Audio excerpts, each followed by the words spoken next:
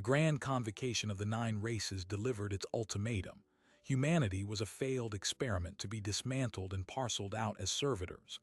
The ambassador listened without expression, then rose and spoke a single word into the open channel: enough.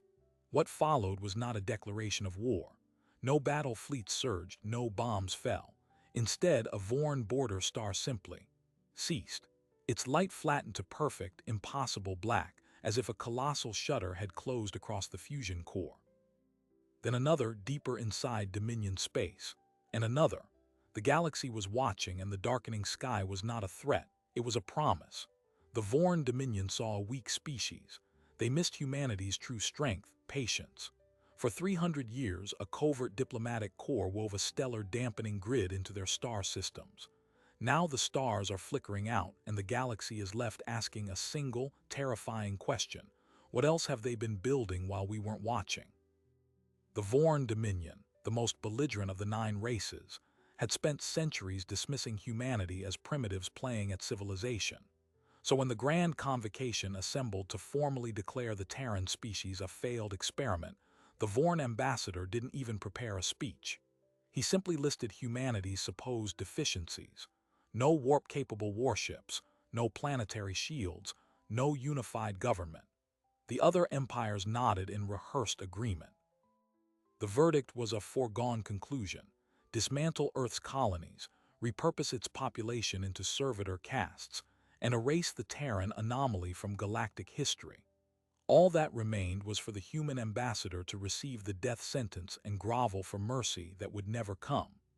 Ambassador Myra Keshev, a woman in her 70s who had spent 40 years representing humanity at the convocation, listened to the entire proceedings without a flicker of emotion. She had watched species rise and fall from this very diplomatic chamber. She knew the Vorn, a reptilian species whose empire spanned 12,000 star systems, would see only weakness in patience. When the Vorn ambassador finished, turning to her with a condescending sneer, Myra did not protest. She did not negotiate. She stood, adjusted the cuff of her gray diplomatic tunic, and spoke a single word into the open channel: enough. Then she sat back down. The assembled empires laughed. They assumed she had snapped under the pressure. What happened next defied every known law of physics. Within a standard day, a Vorn border star, a stable G-type main sequence star designated Vorn 7, simply ceased to exist. Not a supernova, not a collapse into a black hole. The light from its fusion core flattened into an impossible perfect black, as if a colossal shutter had closed across the star itself. The Vorn High Command scrambled every sensor platform in the sector. They found no radiation spike, no temporal anomaly, no residual energy signature, just utter darkness where a sun had been. The star, which had burned for 4 billion years, had been turned off like a light switch. The Dominion's military analysts refused to believe it was connected to the human ambassador's single word. That was superstition. Then a second star went dark, deeper inside Dominion space. Then a third. Each extinction was identical, pinpoint precision, no collateral damage, no warning. The Vorn, who had never feared anything in their 1,000-year reign, felt something they hadn't experienced since their pre-spacefaring era: cold, primal terror. Their scientists eventually discovered the truth. For 300 years, humanity hadn't been ignoring the galaxy. They had been weaving a stellar dampening grid, a network of subatomic resonators hidden in the coronas of stars across every major power's territory, not just the Vorn. The diplomatic corps was the cover. Every treaty negotiation, every cultural exchange, every trade mission had been an opportunity to seed the grid. Humanity's ambassadors were the most patient, unassuming operatives the galaxy had ever seen. They played the role of harmless primitives while their engineers built the ultimate doomsday device on a stellar scale. The Vorn had been outmaneuvered before they even knew the game had started. But here's the horrifying detail the galaxy is only beginning to grasp. The grid wasn't just a weapon. It was a statement. The humans weren't threatening to destroy all suns. They were demonstrating that they alone controlled light in the universe. And when the Vorn fleet mobilized to retaliate, their warships discovered that the grid could do far more than darken stars. It could selectively extinguish the fusion drives powering their vessels. The first Vorn dreadnought to cross into human territory found its engines reduced to inert metal, adrift and helpless. The primitive species had turned the laws of physics into a kill switch. The question now is, what happens when the other 8 races realize those darkening stars were just the beginning? The response from the Vorn Dominion was immediate and utterly catastrophic. The High Command, humiliated beyond reason, dispatched an armada of over 200 dreadnoughts toward the human border, the largest military mobilization in galactic history. Every ship was retrofitted with experimental energy dispersers designed to counteract the dampening field. The Vorn believed raw force could overwhelm whatever trick the humans had hidden in their stars. They crossed into what they assumed was an undefended buffer zone at full combat speed, and then, one by one, their engines simply stopped. Not destroyed, not disabled by weapons fire, just stopped.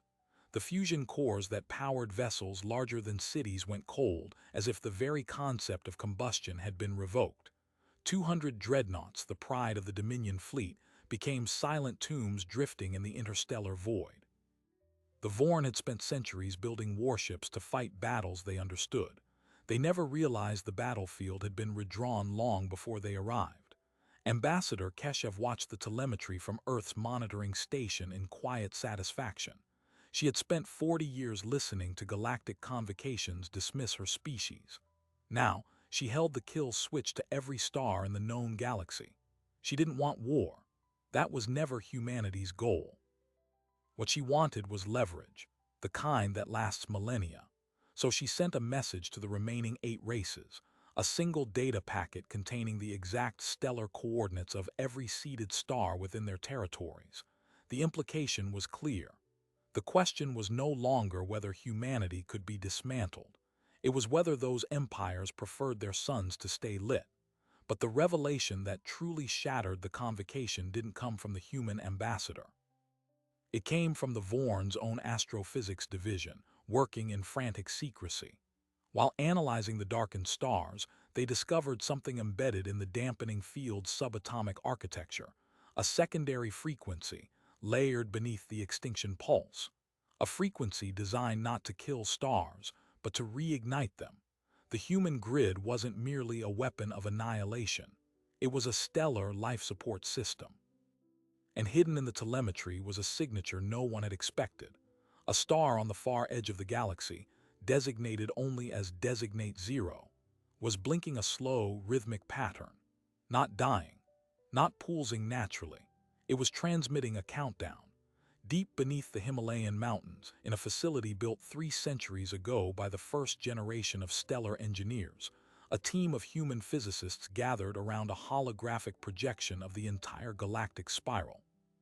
The projection showed over 4 million seeded stars, not just in the territories of the 9 races, but across every arm, every sector, every uncharted system. The grid, they revealed to the inner circle of Earth's Defense Council, was never intended for political blackmail. It was built to combat something far older. The stars were dying naturally, not in billions of years, but within decades. Something from the intergalactic void was accelerating stellar entropy, draining energy across the spectrum. Humanity's grid was the only thing holding the lights on. The 30-year countdown from Designate Zero marked the arrival of whatever was causing it. When Ambassador Keshev spoke the word enough, she wasn't telling the Vorn to surrender. She was telling humanity that the waiting was over. The galaxy's greatest threat wasn't the Vorn. It was the darkness between galaxies, and it was already here. The Vorn High Command convened in emergency session not to plan retaliation, but to confront the annihilation of their entire strategic doctrine. Grand Warlord Vex stood before a holographic display of the 200 silent dreadnoughts, each one a floating cathedral of firepower now reduced to inert metal. The dampening field had not merely disabled their engines. The ship's life support was failing because every fusion-powered generator aboard had been extinguished simultaneously. The crews were dying, their air growing thin, and there was nothing the Dominion could do. The Vorn had always measured power by the number of suns they controlled. Now they discovered that the sons themselves could be turned into executioners. The warlord's advisors offered one grim consensus. The Dominion had been outplayed on a scale that bordered on religious awe. Humanity had spent 3 centuries building not a weapon, but a philosophy made physical, and the Vorn had been the trigger. Across the galaxy, the remaining 8 races absorbed the news with varying degrees of terror and denial. The Silene Collective, a species of silicon-based life forms whose civilization depended on stable stellar output for their crystalline biology, immediately demanded a summit. The Telvan Consortium, masters of quantum commerce, calculated that even a 1% reduction in stellar output would collapse the galactic economy within 6 months. The Jacare theocracy, who worshipped stars as living gods, denounced humanity as the darkest heresy.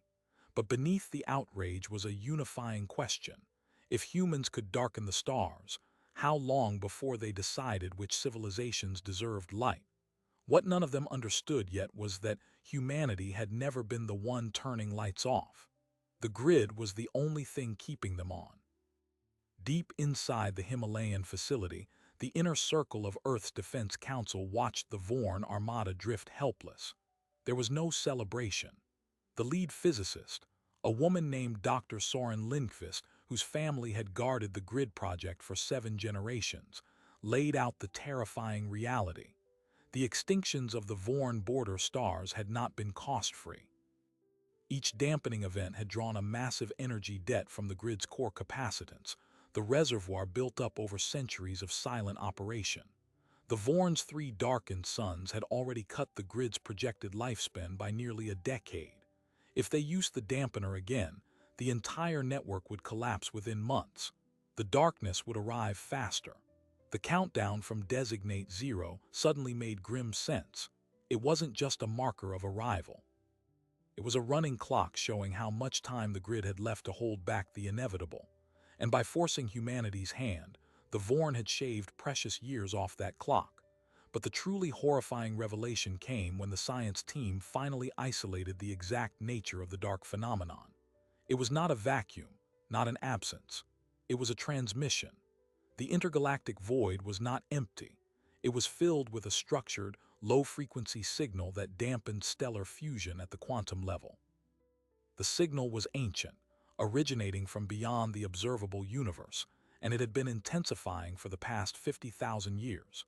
Humanity's grid didn't destroy stars. It pushed back against that signal long enough for fusion to reinitiate. The darkened Vorn suns were not dead. They were being shielded from the signal so purely that their own radiation was temporarily canceled out, leaving only a perfect dark sphere. The dampening field was not a weapon. It was an artificial stellar immunity system, and the darkness was the disease. The Vorn were the first to demand access to this data.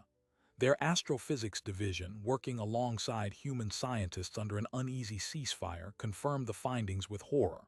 The signal was coherent. It was designed. Some vast intelligence, was deliberately unweaving the fabric of stellar chemistry across the entire galaxy and possibly the universe. The Vorn's aggressive expansion had always assumed a cosmos indifferent to life. Now they learned that the universe was actively hostile, that the stars themselves were targets in a war no one knew they were fighting, and the only ones fighting back were the so-called primitives. Humanity's secret history unfolded in the days that followed. The diplomatic corps had been created not just to seed the grid, but to gather intelligence on the signal's origin. Ancient human telescopes, boosted by a network of quantum interferometers hidden in dead systems, had traced the signal to a region of space that didn't exist on any galactic map, a void so massive and so perfect that it bent conventional physics. The design of the grid had been reverse-engineered from the signal itself, a counterwave that could negate the dampening pulse. And the word enough had been chosen generations ago as the activation phrase, because the project's founders believed that when humanity finally understood the true scale of the threat, they would need no other declaration. But there was a catch. The grid's core resonance was calibrated to a single frequency that matched the dark signal's most recent pattern, and in the past week, that pattern had begun to shift. The darkness was learning. It was adapting its signal to bypass the dampening field. The countdown from Designate Zero had accelerated by 14% in the last 48 hours. The 30-year clock was now a best-case scenario, and the worst case put the grid's collapse at just under 3 years. The Vorn fleet adrift in the void suddenly became the least of anyone's concerns. The galaxy had 3 years to build a better shield, or watch every star wink out like candles in a hurricane. And the only minds that knew how to fight back were the humans, the species the 9 races had nearly dismantled. The irony was as cold as the coming dark. The Grand Convocation reconvened not as a council of judgment, but as a gathering of the desperate. Ambassador Keshev stood at the same podium where, days earlier, she had been sentenced to extinction.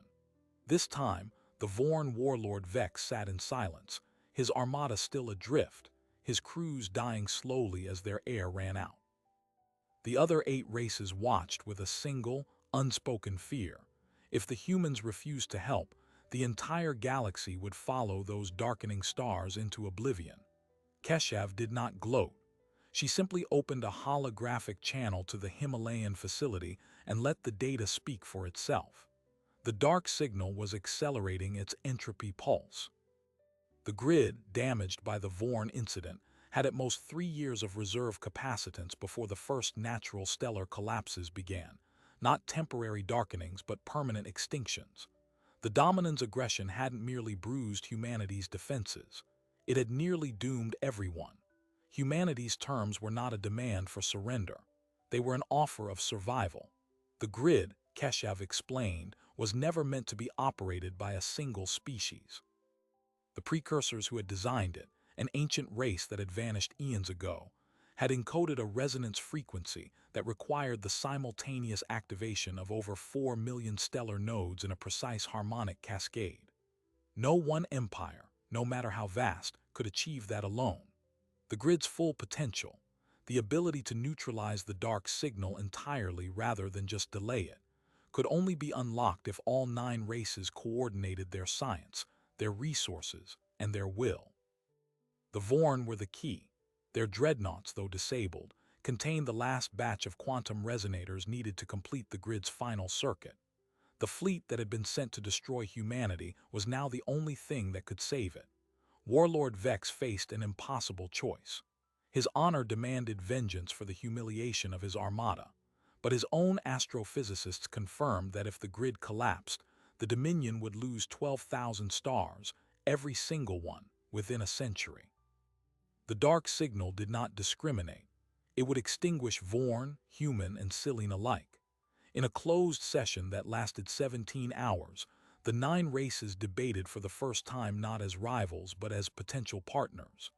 The Jacare theocracy, who worshipped stars, committed their entire monastic caste of quantum mathematicians to the harmonic calculations.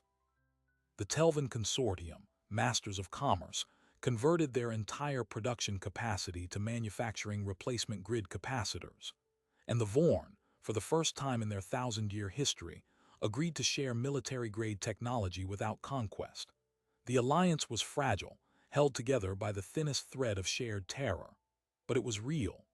Deep beneath the Himalayas, Dr. Lindqvist and a team drawn from every sentient species worked around the clock to recalibrate the grid.